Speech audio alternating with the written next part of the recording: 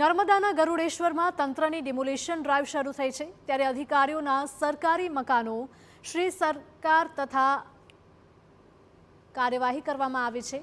Statue of unity બનતા જમીનનો ભાવ ઉંચકાયો હતો, જેમાં 11 જેટલા તત્કાલીન ઉચ્ચ અધિકારીઓને પ્લોટ ફાળવાયા હતા। તત્કાલીન કલેક્ટર RS નીનામાએ ફાળવ્યા હતા આ પ્લોટ। જિલ્લામાં ફરજ બજાવતા અધિકારીઓને કરી હતી ફાળવણી।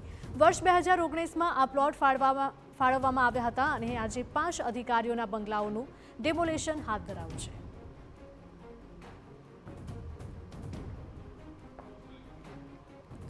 ઓનલાઈન પર વધુ માહિતી સાથે અમારા સંવાદદાતા વિશાલ જોડાયા છે। વિશાલ, જણાવશો કે જે પ્રકારની આ ઘટના સામે આવી હતી, ગરુડેશ્વર વિસ્તારમાં તંત્રએ મેગા ડેમોલિશન ડ્રાઈવ હાથ ધરી છે, શું વધુ અપડેટ?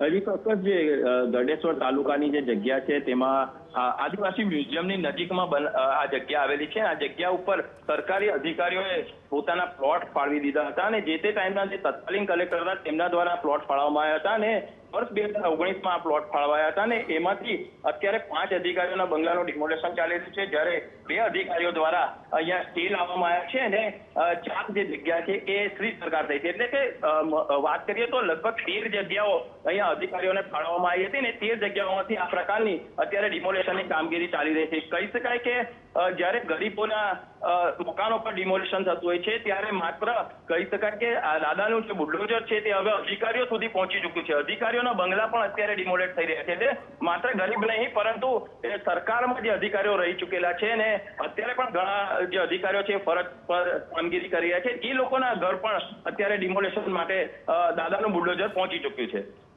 જી બિલકુલ, માહિતી બદલ આપનો આભાર વિશાલ।